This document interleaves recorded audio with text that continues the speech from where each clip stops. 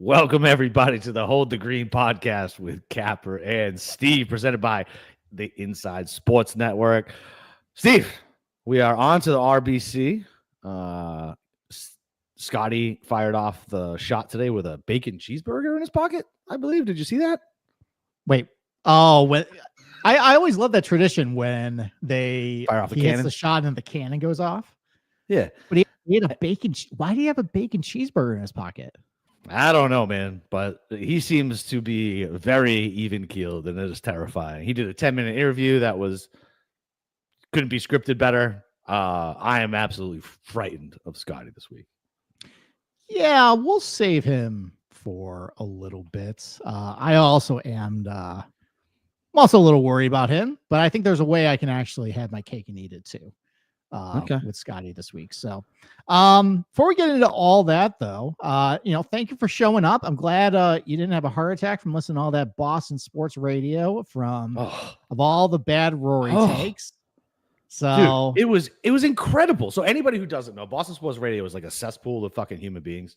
Anyway, they are literally just hot take machines who try to get people like me angry to call in. Listen, it's a formula that works. They're like always number one, and it's not even close. Like, they have the biggest market share of any radio station in New England, and it trumps like any other radio station in the country. It's crazy. Like, it's like the last stand. It makes Francesa look like small time. It's crazy.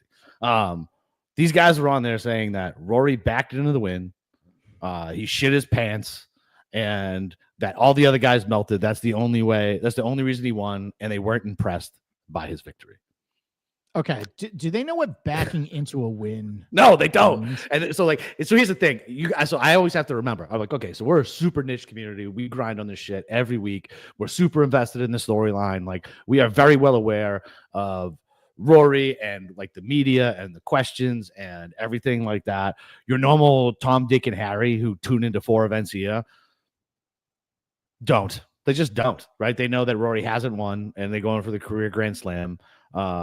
They see that shot on 13 and they're like, that's the worst shot I've ever fucking seen. They don't think about that. One, it's a very hard golf course, and that it's playing against themselves, the opponents, and the course. They're facing 3 different things. And then Rory was going against history, and they weren't giving him credit because it was his own mistakes.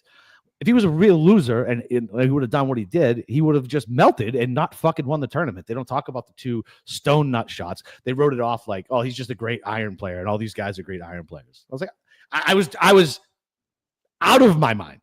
I was so mad listening to these fucking idiots. And I usually like the show. I know what they're trying to do.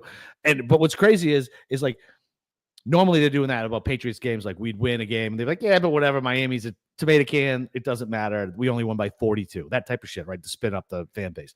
There's no golf fan base they're going after. It's just a bad take that they're putting out there. And then every other Sully who watches it fucking one time calls them like, yeah, fucking Rory, fucking shit down his leg. I agree with you, Felga. It's awful. I was apoplectic on fucking Monday. I couldn't believe what I was listening to. I was hate listening to it. I turned it off. I'm like, fuck this shit. I have to turn it back on. I was mad. So mad. No, you were like, F this shit. I got to go text my co-host here about how angry I am listening to this. So clearly that actually worked. I just, it's hard. Like, I'm glad about the community that we have at ISN. There's a lot of really smart people to talk golf with. Like, I'm extremely happy to be in Discord and talk about that. Yeah. But anytime I see like ESPN talking about it or any other mainstream show talk about golf, it's just like, what are you talking about? And like you said, I understand that this is a very niche sport. There's a lot of angles to it, and these people are kind of trying to navigate around. Like, basically the only thing they know about golf is either if Phil is involved or Spieth is involved or Rory's involved or Tiger's involved. Everything else really doesn't matter at that point. Yeah. It is hard to really consume it. And then another one of the guy's name is Mike Felger. He's super famous, like in the New England sports area. And his other take is that it just doesn't matter. None of these guys know how to win, right? Jack knew how to win. All these other guys know how to win. And he equates it to like them having $300 million in their bank account, which, look, I get. I think I've made that argument a time or two, right? When I'm angry at somebody. But at the same point, Tom Brady had fucking $500 million in his bank account. I didn't hear you talking about his bank account then and him not wanting to win. Like, it's just maddening how, like, we're in this little bubble. Then when I hear like just normal sports people talk about it, like I just get viscerally angry. I just want to scream at them. I get so mad because they don't know anything and they talk like they know something, and it makes me mad. Well, it's the same people that were going, Fitzy, you know, Irish guy. Like the worst. Winning in Brookline. Oh, so bad. I think that was actually the most mad you've been doing a recap show. Was 100%. 100%. Yeah, because 100%. the stupid narrative. Yeah, stupid narrative came in. My brethren, because like you said, his last name was Fitzy. They're like, he must be Irish, kid. Yo, let's go, Fitzy. Come on. It was just fucking every bad stereotype. So bad. Yeah, that was just. I'm angry about that. Well, that was just payback for you, single bulleting Rom, where he got engaged at his best golf course that he plays. So, what goes around comes around with you. So, before we get to Harbortown and start talking about that, you've had about 48 hours to marinate on it. You made the take that it was the greatest major either you've ever seen or just ever. Yep. Do you still believe that after 2 days? I do. Wow. And so here's why. So you also have to remember, Steve, that I'm late to golf, right? So, I mean, I'm 41 now. So I've really been like paying attention into golf. So I was like 27, 28. So, you know, you're talking like the mid 2000s, late 2000s, you know? So the Tiger thing, I was never connected to Tiger like everybody else was because I didn't really care about golf growing up. Because where I grew up, golf, you were a pussy if you played it, you were rich, and fuck you, basically, right? Is the attitude for where I grew up about golf.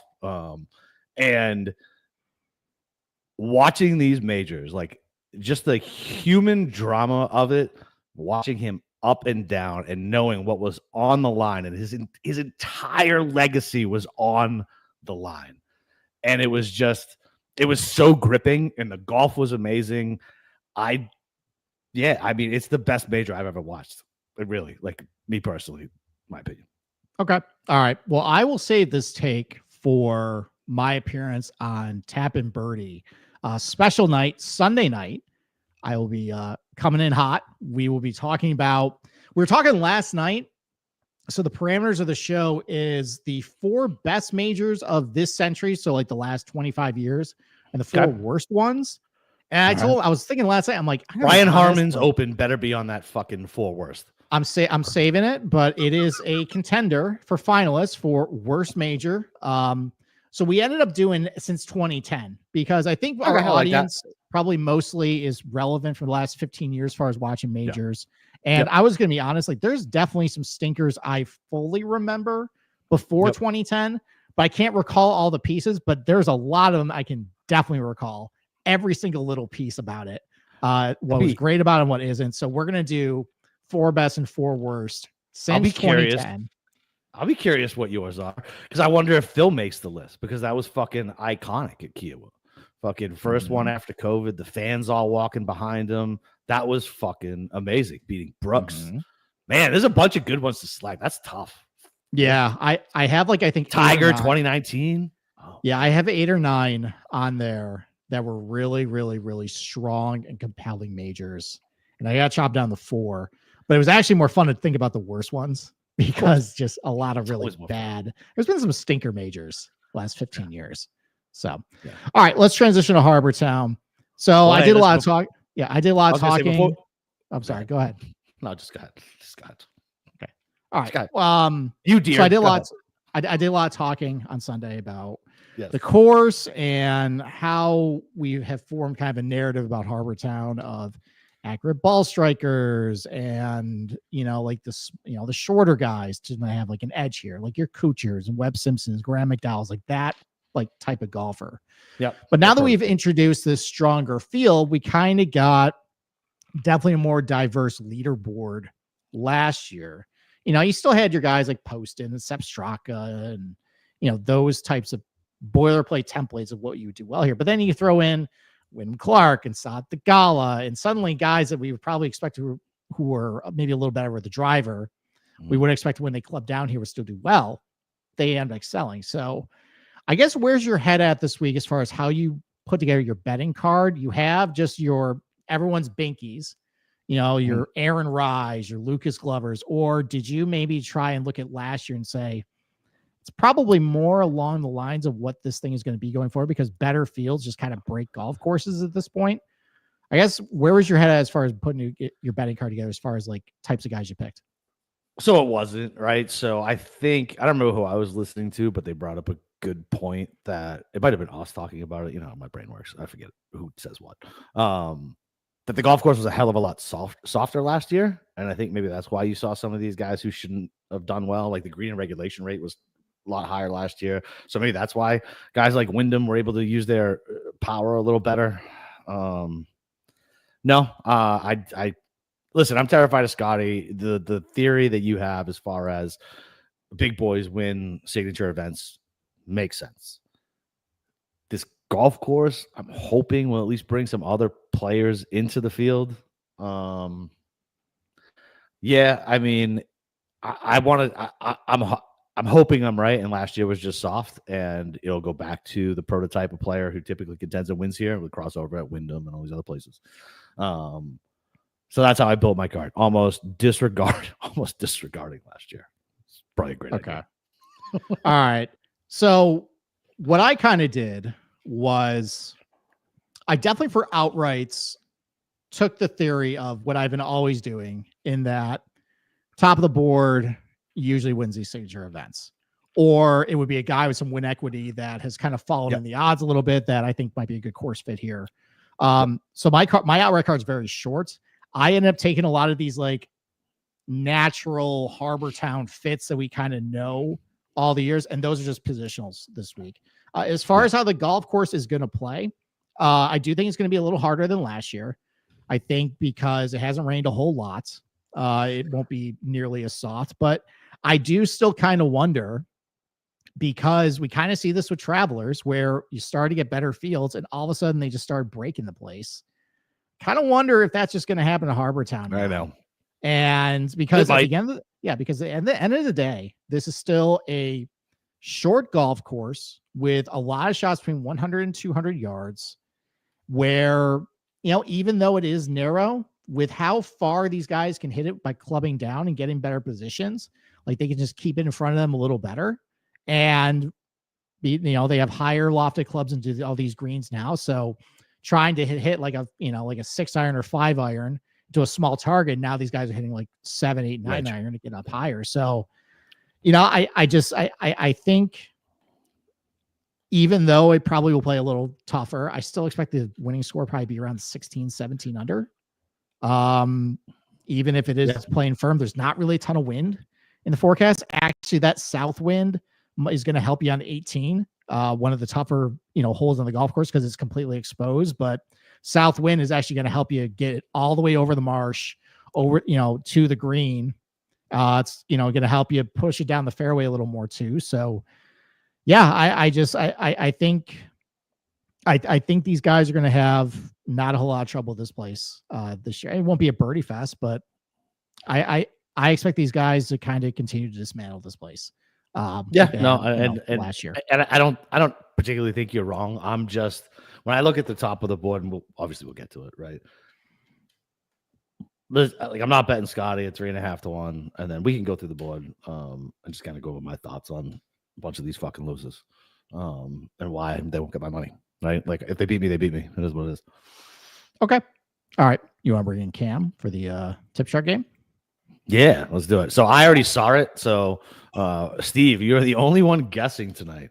I was shocked by 2 of them. Only 2. The rest makes sense. Okay. All right. Well, let's start with. Did you say 6? There's 8, Cam. No, I didn't say 6. No. Oh, you said 6, didn't he, Steve? He did. Yeah, he did. Okay. All right. So faking me out with how many are on the chart, not having the intro video. I think that's the third time we fire you today. You said 6. You absolutely did. I wish we were recording so I could fucking pull it back up. You absolutely said 6. All right. Regardless, that actually helped me because I was going to have trouble narrowing it down this week. All right. Let's start with, I think, a guy who got steamed everywhere, data golf darling. How about Aaron Rye? No, Aaron Rye. No. Are you serious? I'm serious. Wow, I'm awful at this game. All right, how about Daniel Berger? Yeah, number Burger two. is on there. Number two. Okay. Let's go with Shane Lowry. Yeah, Shane he's on Lowry, there. number 7. Number 7. Okay, it's 2 and 7. How about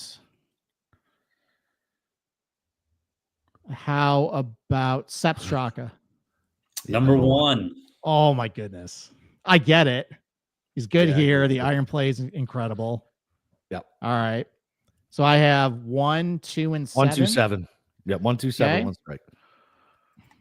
I'm gonna say this, hoping he's not on the list. How about Justin Thomas? He's not on the list Good. because he sucks at golf.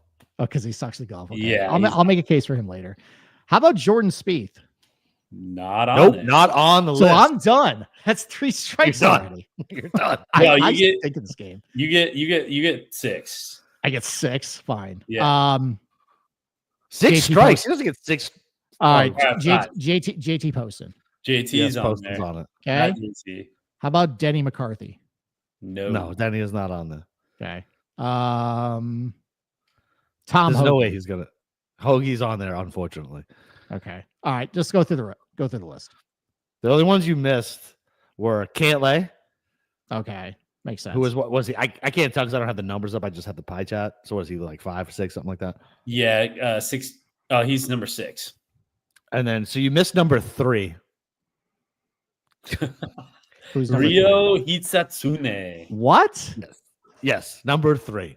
Is that what? Hold on. Is that because people are racist and Satoshi Kodaira won here like 5, 6 No, years I mean, ago, look, and now they want the token Japanese guy to win here again? No, I mean, if you look at his iron numbers right now, listen, there's like I was gonna play him in DFS. I was looking at him at top 20 until I saw him on the fucking tip shot, and I'm good.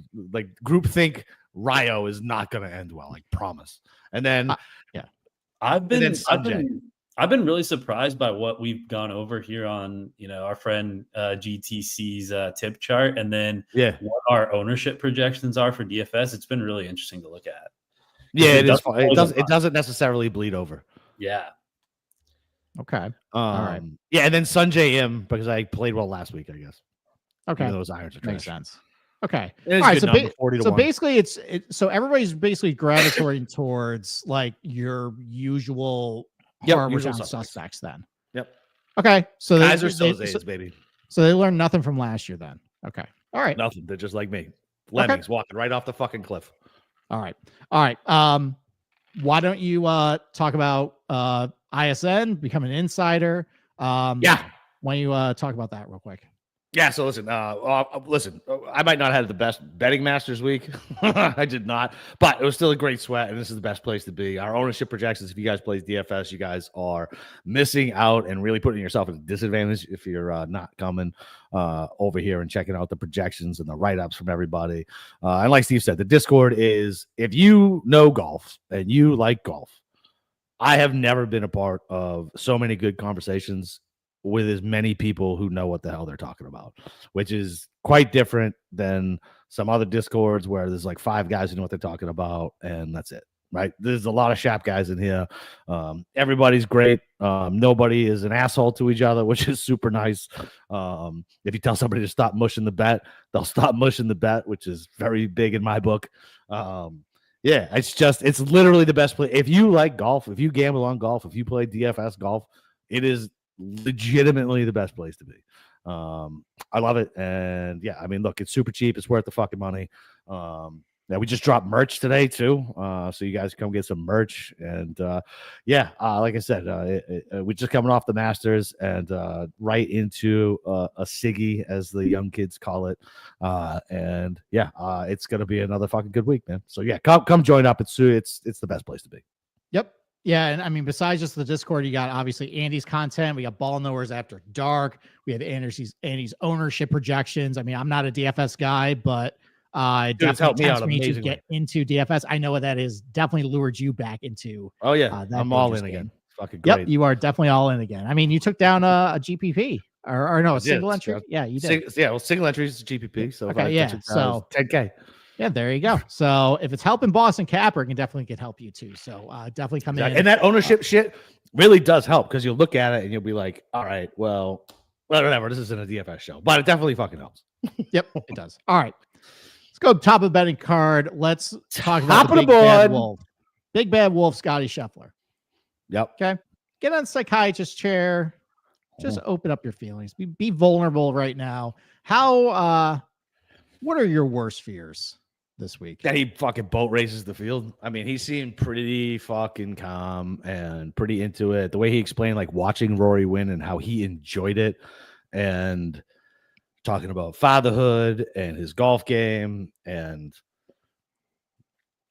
yeah, man, it's a little terrifying. The only thing that gives me a little makes me okay a little bit is his irons aren't there, but I mean, he still hit it fucking 6 to 8 feet, right? Like, our bar for him is so fucking high. It's obviously terrifying, but yeah, I'm just hoping that his irons are still just a little off, and fucking pray and spray, baby. That's about it, man. Pray and spray. I like that. Yeah. So I think there was some chatter in Discord about Brooks about taking Rory's win and using it as motivation. And I think you can say the same about Scotty Scheffler. Also taking Rory's win and saying, I haven't won yet. Why don't I actually go out and just curb stomp everybody? I don't think he needs the motivation. Like I said, I think we talked about it, right? Like, I feel like he's been frustrated all year at the fact that he's not winning. I don't feel like Rory's win is going to I don't think it's going to push him anymore, especially for like an RBC, right? Maybe, like, he's already won it.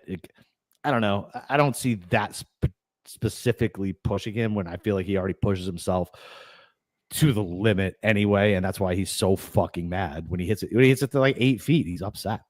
like I don't know how much more you can push somebody who gets upset about that. You know what I mean? Okay.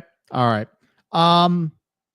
Let's try and figure out what Scotty bet for you then on your betting card, if you want to even go that route. Good luck. It's tough. All right.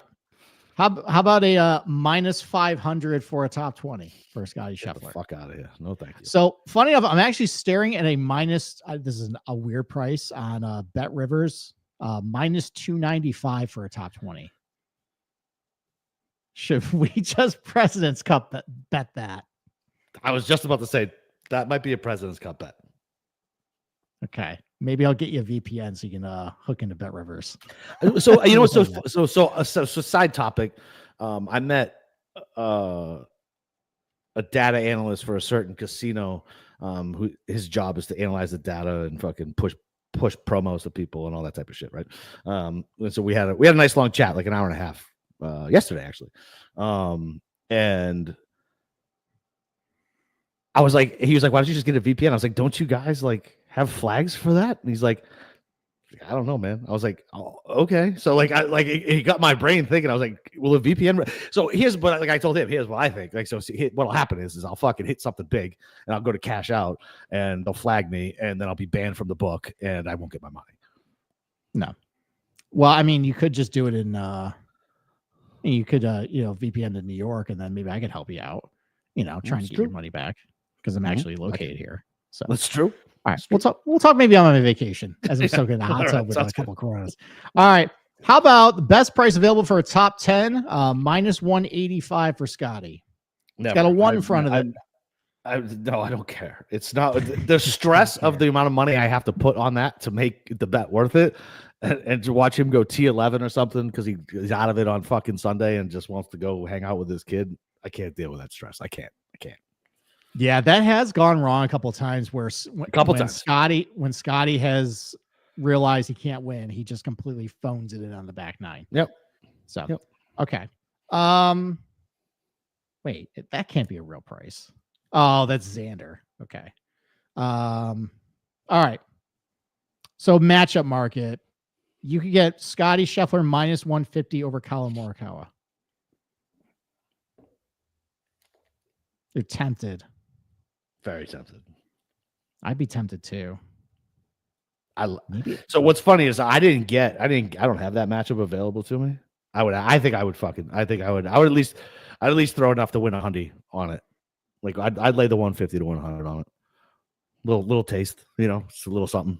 This is the first time I'm seeing that matchup because I typically just don't do matchups anymore. I lost my nerve with it, and I know you did. But 2 years ago at this point, it feels like. Yeah, a couple of years ago, I got so frustrated with it that I just decided I don't want to do it anymore.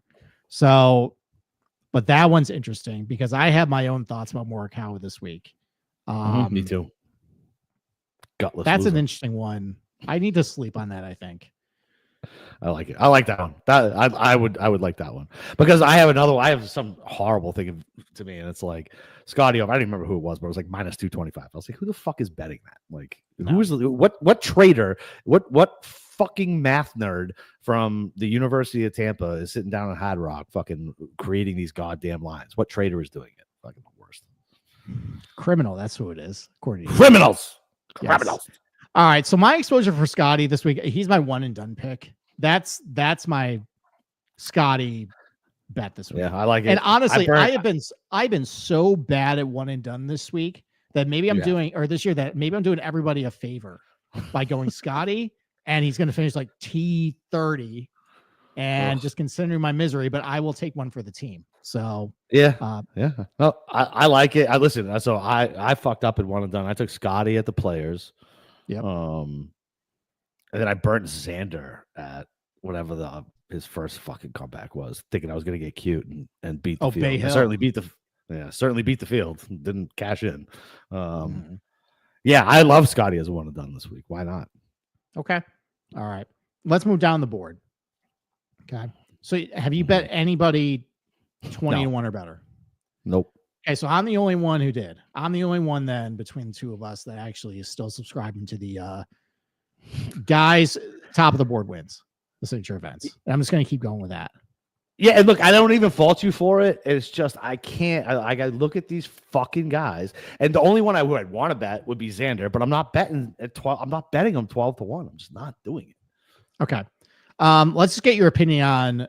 Let's go with the 5 guys 20-1 or better, and we're going to exclude Patrick Cantlay because I already know the answer out of you. Okay, there's no point. Okay, correct. He's the least favorite of all these. Okay, who is your next? Did you see what he did today to the fucking? Yes, kid? I did. And that brought back memories of my dad's watching probably right now. And we always talk about this. I was at the 1995 Ryder Cup, and Colin Montgomery, another very surly fella, came walking by the rope line. I asked him for an autograph, and he completely stiffed me and said, "Not today." And Bernhard Langer was behind him, and he kind of gave him a funny look, like, what are you doing? It's a kid. So Bernhard Langer came over in the autograph ball. Bernhard Langer is a class act. And never go full Monty, Patrick. Yeah. Okay. So I had the same thing, but I had Clemens. I fucking we saw him. Yeah, Roger Clemens, this cocksucker. Yeah. Fucking we walked up, me and my buddy, and so there's a spot in Fenway where if you know where the players leave, this is back in the fucking late 80s, right? Early 90s. And so we know where they leave. You go hang out, and they drive out in their cars, and they'd stop and sign some balls and things like that, right? Clemens stopped, rolled down his window, and told me he signed my ball for $20. This motherfucker. I've hated Roger Clemens ever since. Nothing good can happen to him. Like, unbelievable. Like, I'm like, I was probably 7 years old. I was probably 7 years old, and he wasn't even pitching good then. He didn't take his steroids and go to the Yankees at that point. I just wanted Roger Clemens, and he wanted $20 from some fucking snot-nosed kid. Like, unbelievable. I fucking hate him. Tony Pena was funny. Tony Pena, because you sit out in the right field bleachers in Fenway, you go right to the dugout, or the bullpen, and and fucking Pena pretended not to speak English. It was like, no, I don't know. And then like 10 years later, I saw him giving an interview on TV. I was like, that motherfucker knows how to speak English. I just laughed. But Clemens, asshole, asked for money. All right, well, hold on. I don't tolerate slander on this show. And look, I mean, you just slandered Roger Clemens as a steroid user for, started using steroids for the Yankees. He started using steroids for the Blue Jays. Okay, Blue Jays. That's fine. The Blue Jays. That's fine. Let's correct the record. Okay, he went up to Toronto and got the good stuff. That's fair. Up there. That is fair. I still remember him walking off the mound and pointing at Dan Duquette as he just smoked the Red Sox in a Blue Jays uniform. And as a child, I was so upset. I imagine it probably was horrifying. Horrifying. All right. I mean, it's like when Tom Brady comes back from the Bucs and just crushes the Patriots or everybody else. So, I was on Team Brady at that point. You remember? That's true. I mean, you had Cam Newton as your quarterback. You were not a happy camper back then. Throwing a can of fucking paint. There was a lot of angry calls you had during that time. All right. So back to my original question, though. Obviously, we're going to exclude Cantlay. I'm not even on the Cantlay train this week. If he beats me, he beats me. I like him top 10. Awesome. I like him top 10. You're betting him top 10. Yeah, I think it's a good price. The guy's coming top 5 here 3 years in a row. Some people just have their happy place, man. And it's a top 10. I'm not going top 5. I don't feel like so. It's plus 190 for a top 10 versus 3-1 for a top 5. That is not worth the squeeze for me. Give me the extra 5 placings. Yeah, I mean, whatever. Like, I hate his guts. He's a piece of shit, but plays well here. I cannot wait for the recap show, and you just spend 10 minutes on Cantlay after you finish like T24 this week. Might happen. It might happen. It really might happen. It would not. He's not playing well. No, he's not. He's not playing well. No, he isn't. But he does love his irons. His irons have been all right. So I don't know. We'll see. Yeah, they've been fine. All right. So between Morikawa, Ludwig, Xander, and JT. Who's your least favorite of those 4? Oh, least favorite? Least favorite. JT. Okay, why? His irons aren't sharp right now. Okay. I mean, it was one tournament. I get it. I don't like JT. I don't like Morikawa. I like Ludwig. I just don't. He just competed at the Masters again. His irons have been very shaky. And maybe it's like the Max Homa thing. Like maybe Ludwig just plays well there. So it basically boils down to I like Xander a lot. I think Xander should play well here. If he was 16 or 18, I might have just bet him and called it a fucking day. I bet a couple guys down the board. I'm not betting Colin Morikawa. I don't think he'll ever be on my outright card again. But he plays well here. I know JT does too, but Colin's irons are still firing. And yeah, just I don't think JT. Is he getting his caddy back this week? I have no idea. Yeah, I'm just out on JT. Okay. All right. So I've bet 2 of these guys. 2? I bet 2 of them. Yeah, it's just I told you it's a 3-man card. So and I got a couple of good prices on 2 of them. So I'm so ashamed of you. Why are you ashamed of me? This is exactly what I do. I already know who you're gonna I already know who you're gonna say. Just go ahead. You already know who I'm gonna Band-Aid off. JT. Okay. I know you bet JT. Did you bet? Well, you didn't bet Cantlay. So who's the other one? Did you bet Xander? If you got a good price on Xander, I'll get behind that. But I know you bet JT. Let's talk about the 2 guys I didn't bet. Okay, I didn't bet Ludwig. No. I mean, coming off the Masters. Irons are too shaky, man. Too shaky. Yeah, irons are too shaky. I mean, the thing is, though, with Ludwig, I mean, he's done very well at these types of tournaments, like these types of golf courses. Like if I'm looking at courses like Sawgrass and Sea Island, Pebble, like the shorter courses. No. I mean, he did top 10 here last year. He's got top 10 at Sawgrass. He won at Sea Island. He definitely can do it at these places. I had to kill off one of them. I'm killing off him. So it came down to betting 2 of Colin, Xander, and JT. And gonna bring up our good buddy. I haven't talked to him in a while though, but Jeff Nagel. Jeff Nagel always had this theory. Nagels. Jeff Nagel always had this theory, and every time we come to a Pete Dye golf course, a Target golf course, he always said that for whatever reason, Colin Morikawa just doesn't do well at Pete Dye golf courses. Now, like it's kind of a stretch. Like he does fine. Like there's some good finishes, but for a hyper accurate ball striker going to a Target golf course like a Pete Dye track, you would think he would probably eat these places up. And again, like he's been good at Harbortown. He's got 2 top 10s his last 4. Yeah, 2 top 10. Yeah, so they both were fine around collapses, by the way. So there was the No way, Morikawa collapsed on a Sunday? So weird. Yeah, so I actually had forgotten last year because I was traveling on vacation. I had forgotten last year he actually was in the mix, and then he had a horrible Sunday. in the Stewart Sink year. Like that was when the wind came up, and that was a bad beat. I remember that because I was in Universal. I was in Universal texting you. I was literally standing in lines like, is Stewart Sink really gonna hold on to this fucking thing? And like you get good enough reception down there, and I had it up on my phone. I was like, is he putting with a fucking goddamn 3-wood still? That was a bad beat for poor Colin. No, I don't know if it was a bad beat. He played awful. It was a bad beat. Stewart Sink, it's a bad beat. Well, Colin didn't he shoot like 73 that day? So. Doesn't matter. It's fucking Stewart. All right. Regardless, that thought has always stuck in my head about like it's like I feel like we come to like Sawgrass and River Highlands and Heritage. Like we always make the same argument about Colin. And like he's good here. He's fine, but I don't really want to pay 12-1 on him or 11-1, 10-1 on it. No. So he was out. So the two guys I bet. Yes, I bet Justin Thomas. And my case for him is, look, he almost just won. Losers.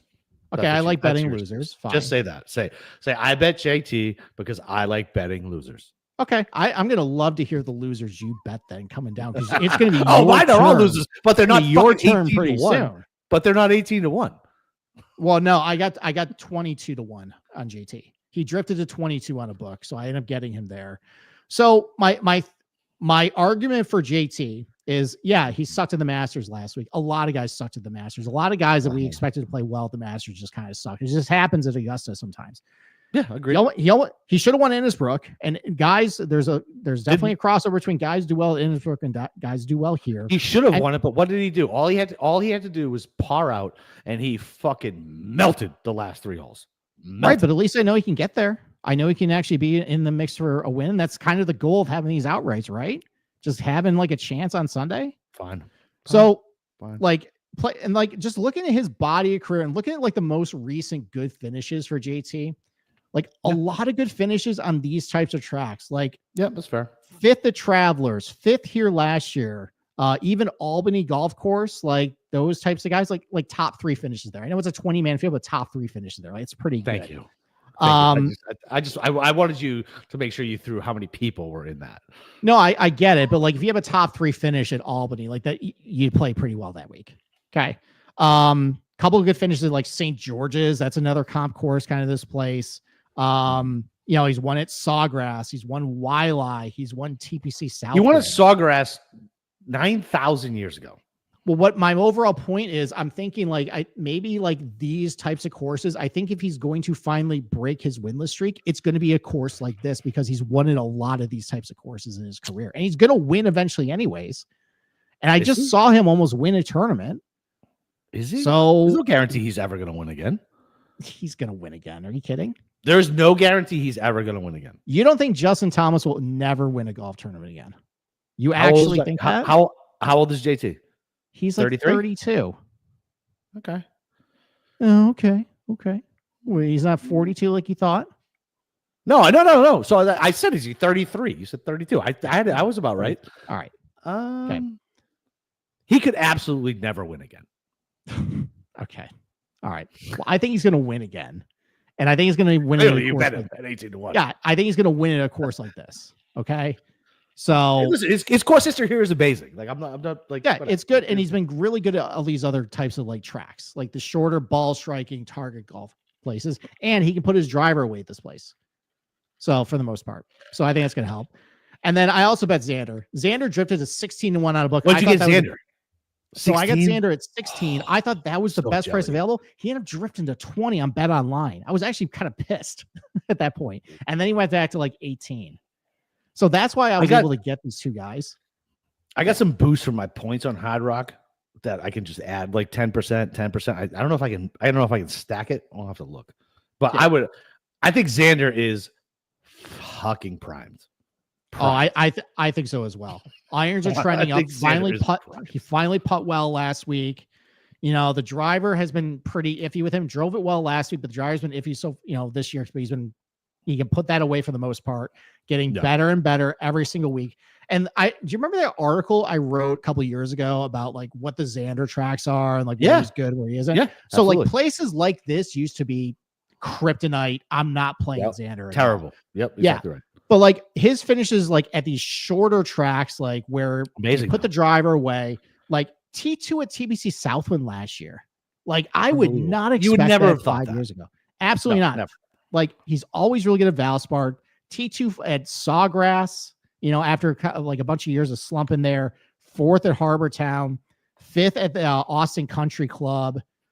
He's won Travelers as well.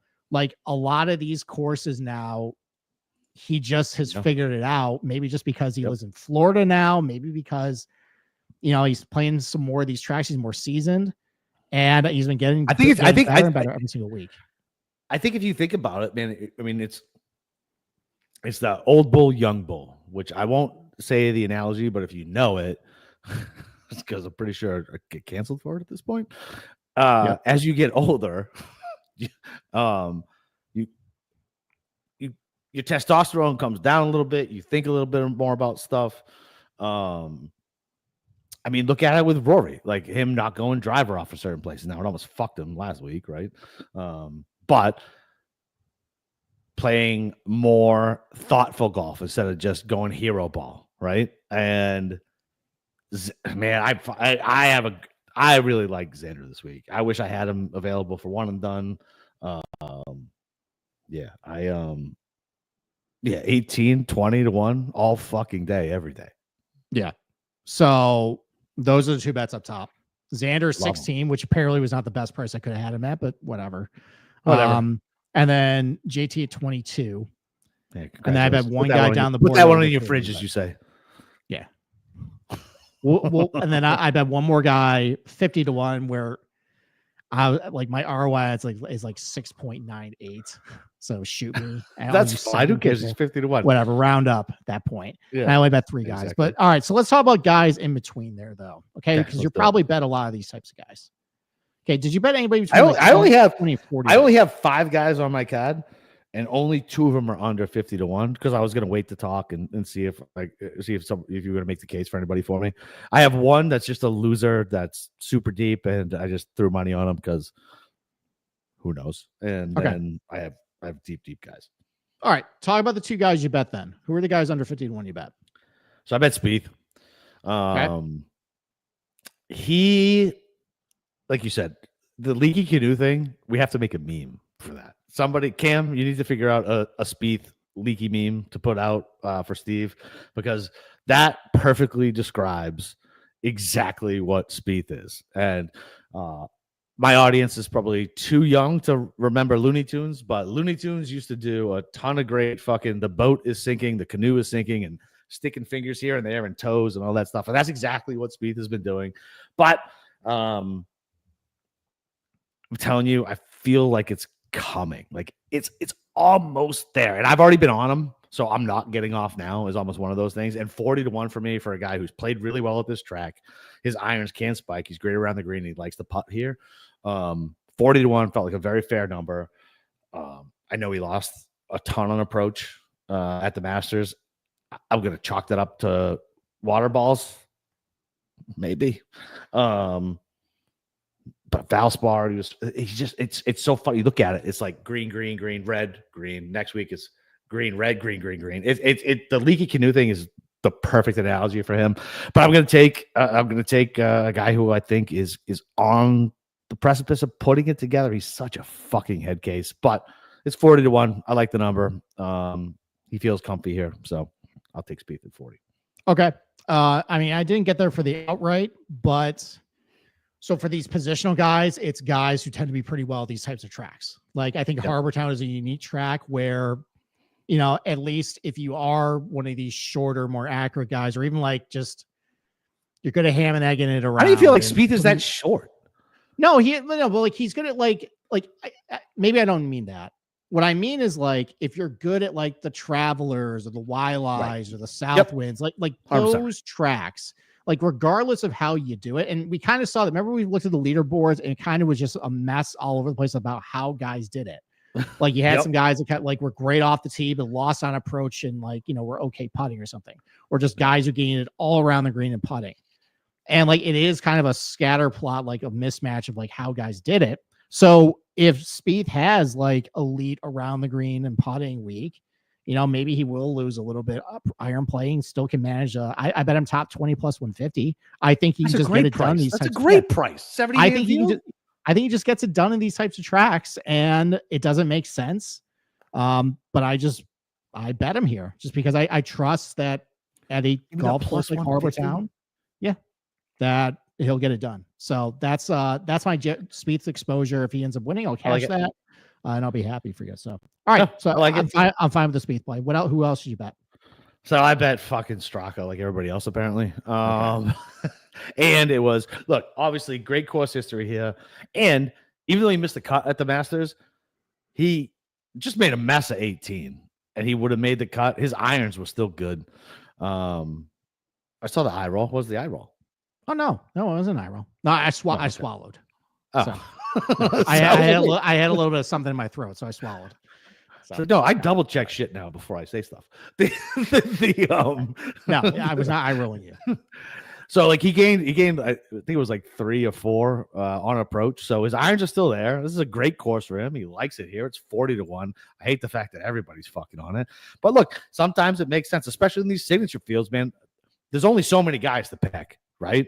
There's only so many guys who actually have winning equity, and Straka has winning equity. Can't you see that fucking that fat mope wearing that fucking Heritage jacket? I could close my eyes and picture him wearing that jacket. I absolutely can. Yeah.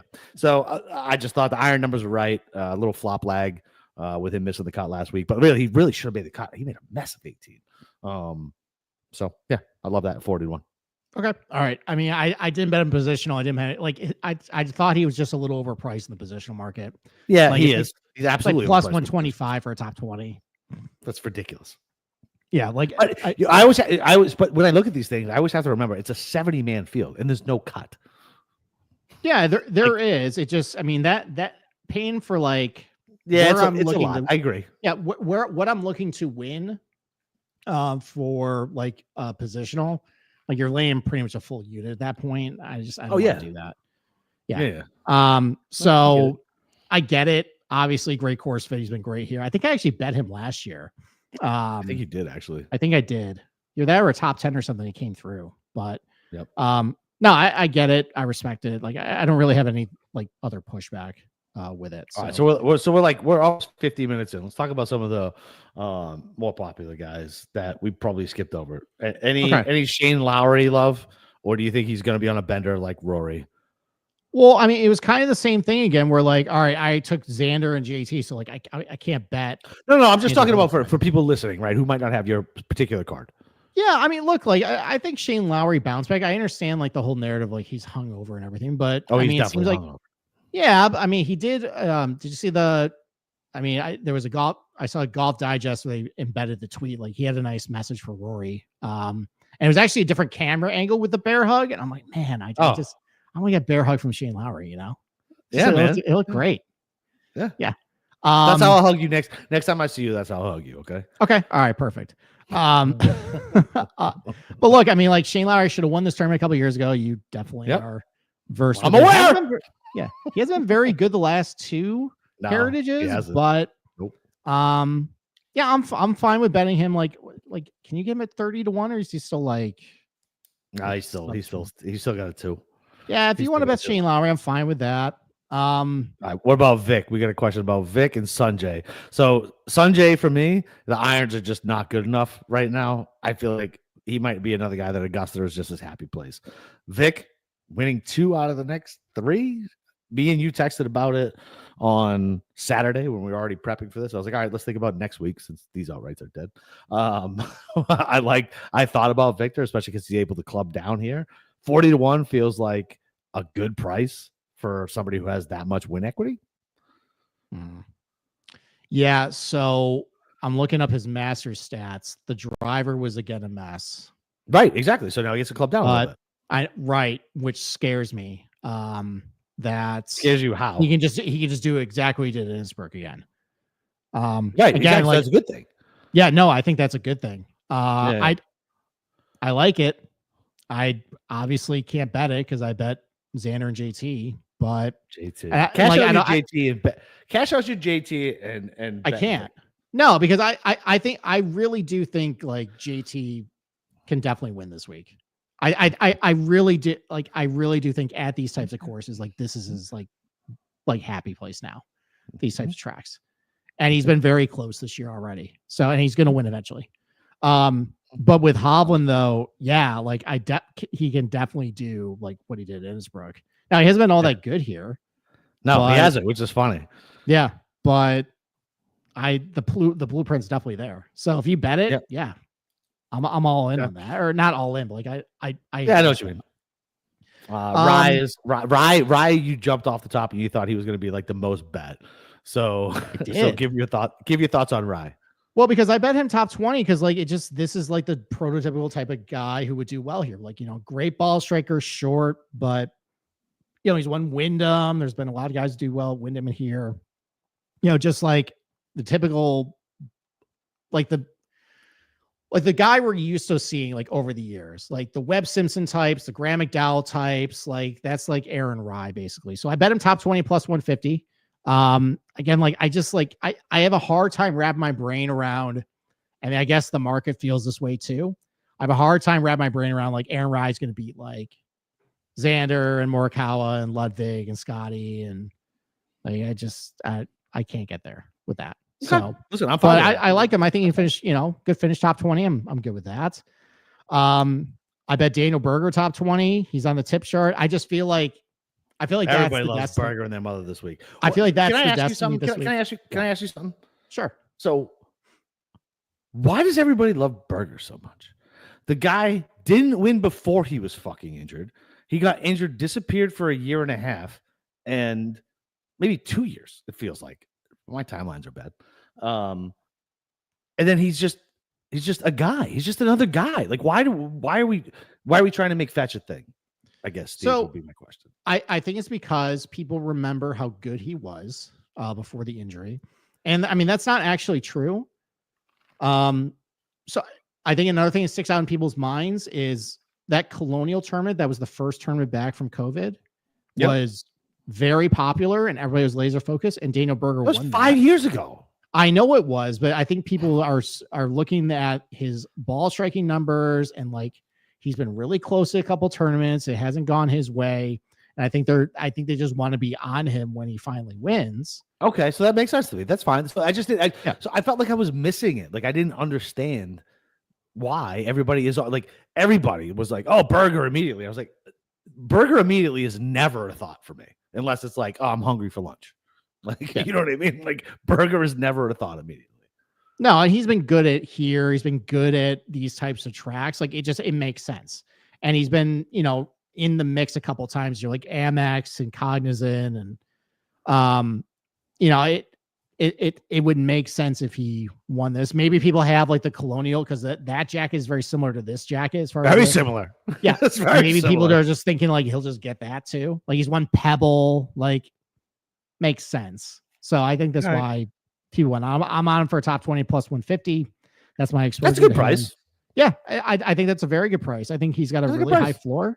I have nothing really bad to say about Berger for this place. Okay. What about Keegan? What about Keegan and Rose? Did not bet either of those guys. Probably you think Rose is just too much stress from last week? Yeah, I think there's a letdown. There has to be, right? Yeah, there has to be a letdown. Yeah, and Keegan should be better here, but he's not. He stinks here. He stinks. Yeah. So actually, a guy went for positional around his Keegan's price though. And again, like this was a similar feeling I got before Sony. Like, why hasn't he been all that good here? He checks a lot of boxes. Then he finished like third. And then I got the same feeling at Cognizant. Why hasn't he been all that good at like the floor swinging here? And then he finished second. How about JJ Spawn top 20 at plus 175? Yeah. Higher numbers continue to be really good. Yeah. And I hear you. This fits for him. He does have a 7th place finish. And it's just that it's the same feeling I can't shake of like this guy with what he does should be really good here, despite no form coming in at this place. He has form? What are you talking about? He just came in second players. No, as in like he's had a lot of miscuts, like his last. Right. Okay. Oh, I got you. Oh, you mean that's what I mean. Term history. Got you. Okay. Yeah, and I mean if he can lose in a playoff at Sawgrass, he can definitely hack it here. So I thought getting a top, again, like I think it's a stretch for him to win, but getting a top 20 at a pretty good odds of plus 175. Well, you got 2-1, plus 175 for it. Yeah, so close enough. Round up. Yeah, so close enough. Yeah, I like that. So, yeah, I think the same thing. I mean, look, he literally just did it, and everybody knew he was going to lose in that playoff against Rory. Like he just was, and listen, JJ Spawn. I mean, this is like the perfect golf course for him, which is crazy when you, like you said, when you look at his tournament history, it's not great. But yeah, I love that. Okay. And then another guy about top 20. This is, I think, the last one on the card for positionals. Listen, Akshay was bad last week. He's been really up and down. But let me just tell you some recent finishes at like these comp courses. Okay. Oh, 100%. Yeah. So third, it's T3 at Sawgrass, fourth at Albany, 20-man field. But again, if you're finishing fourth at Albany, that's fine. T12 at Southwind, T2 at Detroit Golf Club, T5 at Travelers. It's a lot of really good finishes at these types of tracks. I bet him top 10. Fucking 4. Okay. Perfect. All right. You? And he's been all over the map this year. So I don't care. I think he can spike at some point. Agreed. And you talk about like a guy who can putt well on these. Technically, it's a coastal course. Yep. Like, yeah, it's Akshay. Okay. All right. What'd you get? All right. You bet him top 20 or top 10? Top 20 at plus 190. God, how do you get top 20 at plus 190? I got to bet top 10. Well, so I don't bet the no dead heat ones. I just bet the regular ones. That's how I get a little better. Yeah, mine are also dead heat. So yeah, but it's a 70-man field. Yeah, so all day, every day. Not as much. Love that top 20. Yeah. All right. So who are some other guys you bet outright? Because I have one guy I bet outright in this range. We skipped over him.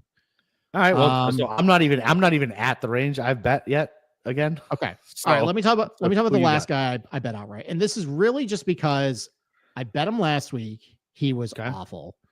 Yep. And his number was, I think, a little lower than what I thought it was going to be this week. And he's been good at some of these types of tracks where you see guys good there, you're pretty good here.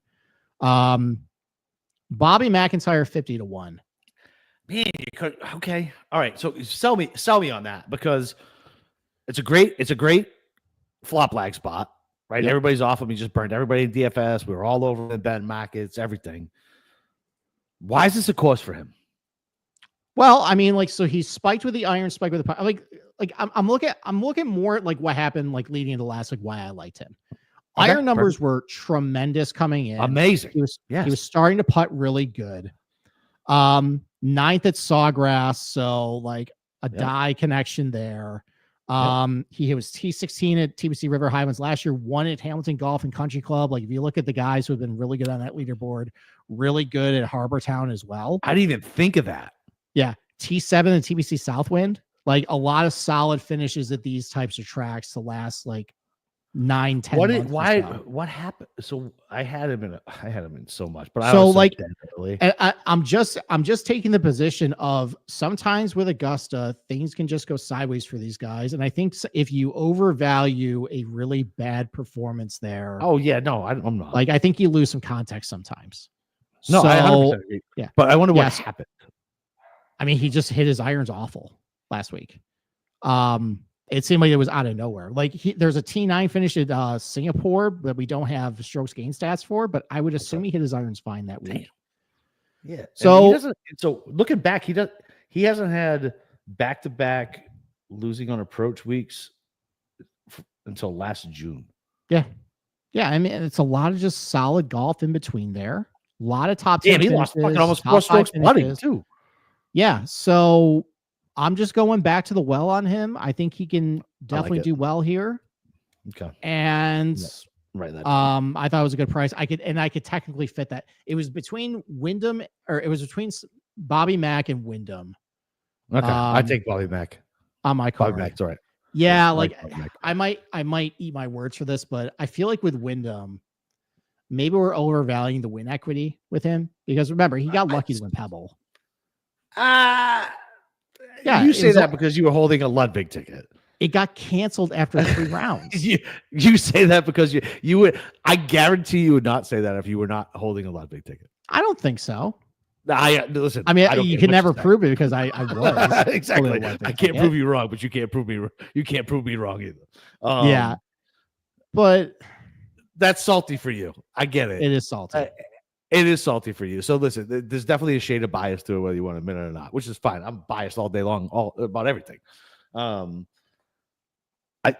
Wyndham's win equity is definitely there. It's just a matter of, I think, like I said, I think last year played softer, and we'll see. But listen, Scam Young fucking played well here too. So I don't know. Maybe he's just a better version of Scam Young.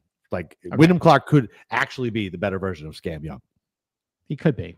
I mean, he's definitely figured out how to hit the power slice, pretty much, that just lands in the fairway. That we all wish we had, by the way. So yes, 100%. All right, tell about some long shot losers you bet.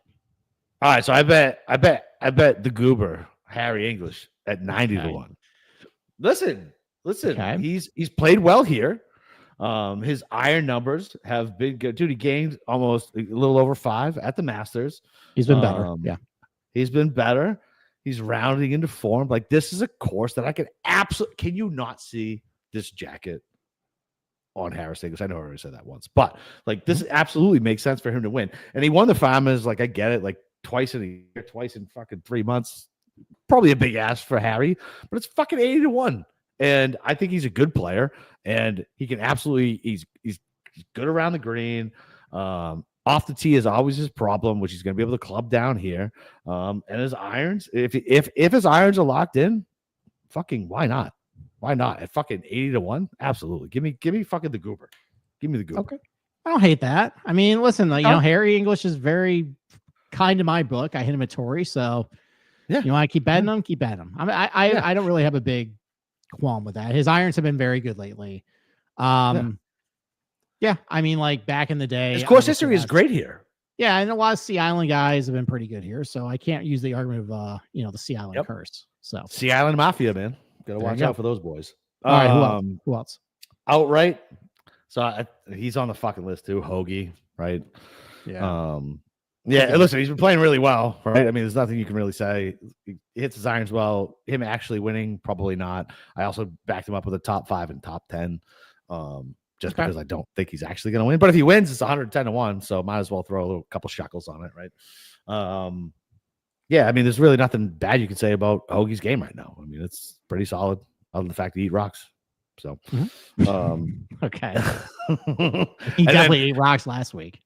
Yeah, he certainly fucking did. So and then I took Cam Davis at fucking 250 to 1. Wow. You chastise me for losers. I know. Yeah, he's 250 to 1, not 18 to 1. That's true. I know he's a fucking loser. I know he's a loser. But here's the deal. He spiked at Pebble, right? Top 5 at Pebble. Yeah. 250 to 1. He always plays good in these short positional golf courses, which you don't think he's going to fucking play good at. 250 to 1. He's got winning equity. I don't think he's actually going to do it.